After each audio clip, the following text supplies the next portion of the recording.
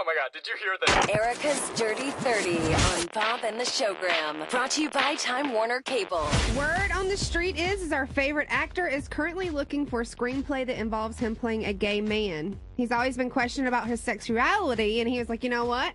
I'm kind of ready for it. George Clooney. He was like, I'm ready to play a gay man. He said, you guys just need to present me with something that's worthy of my time. You know, like something that's good. Do you think that would ruin him if he played a gay man? No, because he's like the manliest man of anybody in Hollywood. Okay, but hold out. Gay guy in a movie or making out with other dudes in a movie? I think that they haven't said yet, but he said he's willing to go that route. And he said, if they present me with a good screenplay, he said, I'll do it. He said, because my entire life, he was like, everybody's like, he's gay. And he responded, honey, I ain't gay. I got Stacy Keebler. You know how he jokes around? Yeah. He was like, I'm not gay. He said, and I have no problem. He said, I have gay friends. And he said, I don't want to offend anybody. And he said, I'm ready. Let's bring it on if y'all can present me with something. Yeah, and I think all this was just a question from somebody, because he's the manliest guy in Hollywood. And I think somebody tried to accuse him of being in a compromising position with another man. He was like, what? I walked into a bathroom and saw another guy? He was like, that doesn't make me gay. Yeah, every guy has that kind of thing. And Jessica Simpson is getting a push gift. Yay! A push gift. Because she's going to be having her baby soon in the next few weeks, and she didn't think her fiance was going to give her anything, but he went out and spent $30,000 of his own money, not her money. Really? He already gave her a gift. His seed. The gift of life. Okay. But a push gift. Okay, you got to give the push gift. You can't give enough. You got to give more. Guys have to be the giver. And Matt Lauer, of course, we've had Lindsay Lohan on almost every day because she's going to do SNL this weekend, trying to reinvent herself. But Matt Lauer had to ask a big question as to what she's done lately. I've talked to so many people over the years who've gone through similar situations. No situation is identical to what you've been through. And almost all of them, Lindsay told me at one point, they had to make major changes in their life to get to this better place. What are some of the changes you've made? I think some of the main things are just the people I surround myself with. Well, tell me about that. I think that it gets very lonely in this industry because you're constantly with people and then you're alone. So it's kind of, I just allowed a lot of people to be around me at all times, and I don't think that they were necessarily there for the right reasons, and I wasn't concerned with that. I think I was being a bit ignorant towards the fact that maybe I should not go out all the time. Maybe I should rest. Maybe I should, not do cocaine. Start to grow up. And take care of myself. I'd like to sit down with Sam, her ex-girlfriend, and find out, what's the real deal? Because Sam seems to have straightened up a little bit. She was living a normal lifestyle, whereas Lindsay was ripping and running. Not straightened up. Not straight, but she was living a normal lifestyle where she wasn't going out and partying. She did her DJ thing, and then she was going home like she was supposed to at night, not having crazy cocaine parties. Yeah, any cocaine party's a bad Yeah, it's a bad thing. So, of course, and we have more at the Showgram, BobandTheShowgram.com to go and check it out. That's the dirt for today. Erica's Dirty 30 on Bob and the Showgram. Now back to Bob and the Showgram. Live from the Jersey Mike studio. We got to get that recut. Cinderella cut it up one We do? time. You know why? What? Because it sounds like he says, instead of Jersey Mike's, it sounds like he says Juicy Mike's. Oh, really? I didn't even hear that. Live from the Juicy Mike studios. Yeah, but it doesn't really sound like Surprisingly, that is my porn name. Well, they do have juicy sandwiches there. They're very great. It's the Jersey Mike Studios. Yeah, but so we might have to get that one recut. But all right, Laurie Watson is here. She's our sex therapist. Yay. And so from Jesus to sex, and Jesus gave a reason to have sex. It's a good thing. It's not a bad thing.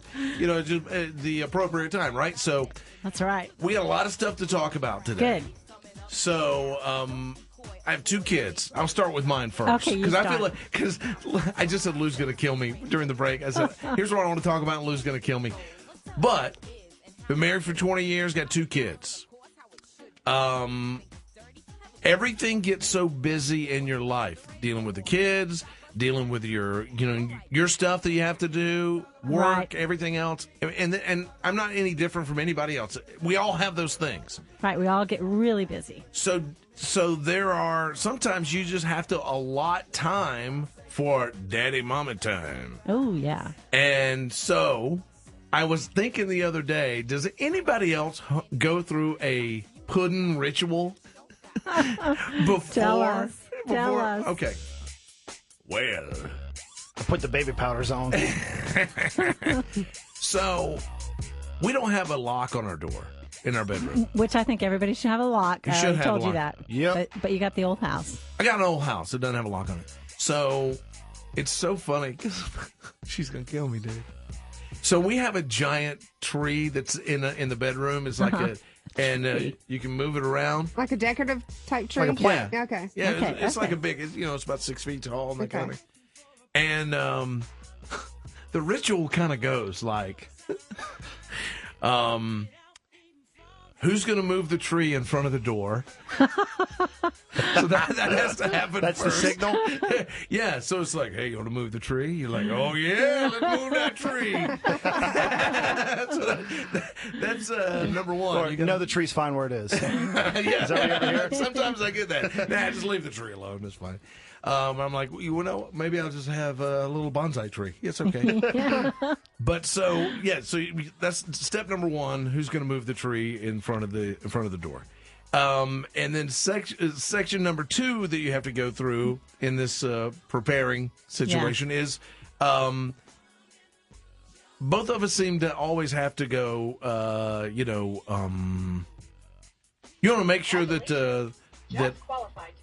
Who's that? I don't know. A pop-up just come up. I'm sorry. Right, that means it was my, it's probably that's Lou my screaming at porn. me. Stop talking about this. Then you got to go prepare. Let's just put it that way. So you go prepare. Sometimes I go brush my teeth. Sometimes not. Oh. You brush your teeth. And again, the best is when it's just random and you're in the right place at the right time in the right mood, and everything takes off. I understand that. But again, two girls. A lot of stress in your life, everything going back and forth here and there. So sometimes if you don't, you're just going to miss it. Right. So this is during the 4 times a year that I actually get it, and so then you got to go prepare, brush your teeth, do whatever the case is or whatever. Make sure you maybe rub a little here and a little there, and then you go in and then you sit. You're like ready to go, and then you have to wait for her to come in and ready to go, and then it's that awkward time between the preparation and the action. And the waiting, while you're waiting for her to come in? Yeah, and she comes in. I'm like, hey, hot stuff. What's going on? She's like, oh, shut up. And, so it's like, it's that little thing. But so my question for you is that normal or abnormal to have a pregame ritual? Oh, yeah, I think it's really normal. Yeah. Especially when you got little kids running around and you're so busy. People are crazy busy. Yeah. So they need to prioritize their sex time. Absolutely. Is it normal for me to jump down and try to do 10 push-ups while Lindsay's in the shower? Trying to make myself feel... Just to pump up those muscles. Yeah. It ain't the muscles, that's normal. So we've got Laurie Watson. Go ahead. No, we got Laurie Watson, who's our sex therapist in studio. Tell everybody where they can reach you. They can reach me at awakeningcenter.net, and I'm on Facebook now, Raleigh Sex Therapist. Those are great places to reach me. And I post this. Yeah, you're really active online also. She does Skype sessions, and also people have been emailing us all morning with questions. So you can call us right now at 855-SHOWGRAM or email us, showgram@bobandtheshowgram.com. I got 2 quick questions, and then we'll talk about one of the main things that Laurie's been talking about recently. She wants to get out. Dear Showgram, I have a problem. And, we've talked about this before, but it's good with new people listening all the time. I feel so bad for my poor husband. I'm rarely in the mood, and he always has to initiate it. I'm 28. I'm always tired. I work full-time and come home to 2 kids, a house to clean, laundry to do, and dinner to cook. I just don't ever have the drive to want to do it. He thinks I'm not attracted to him, but I am. I have to tell him that all the time. I don't know what to do. Please help. Okay. I definitely feel sorry, too, for you and your husband, because this is too busy. This is too crazy. I think people prioritize getting it done, getting the work done, getting the kids raised, and they forget about prioritizing their relationship. And marriages just don't last if you don't prioritize sex and time together. I know it's rough. I know it's really hard, but you got to set that time aside, or else, like she's saying, she's so pressed. She doesn't have any time to herself. Hire a babysitter. Get 4 hours every Saturday all to yourself, no matter what. He watches the kids, whatever it takes. Ask the in-laws to come over and babysit every week. And this is a question we haven't had before, but dear Laurie Watson, how can you keep a long-distance relationship sexual? And this is what she wrote specifically about it.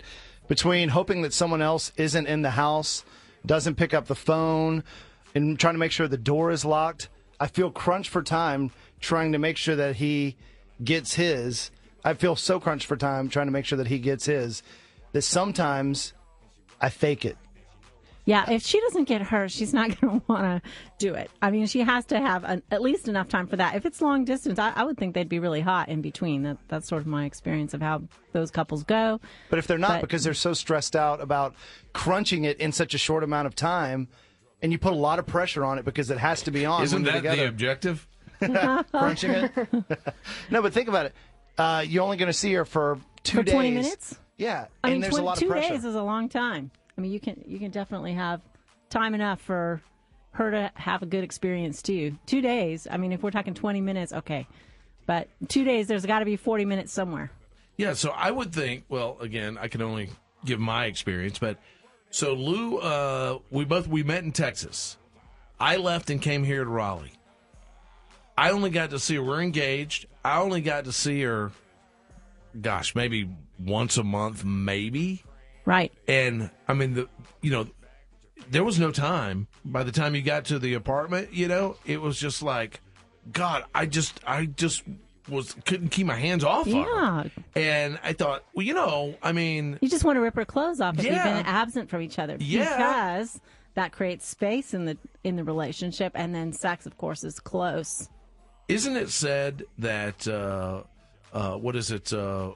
If you're away from each other, what's the saying? Absence makes the heart grow fonder. Not abstinence. So I would say, absence makes the heart grow fonder. Absence makes the winter grow fonder. That's right. That's right. Kind of that. All right, so we'll take a couple of phone calls. 1-855-SHOWGRAM if you have a question for Laurie. And here's the reason I like Laurie and I want her to come on the show all the time, is because we're so ashamed of, it seems, here in the country. You're one of two things. You're married and it's okay to have sex, or you're a sexual freak. Mm-hmm. And it seems like most people live in the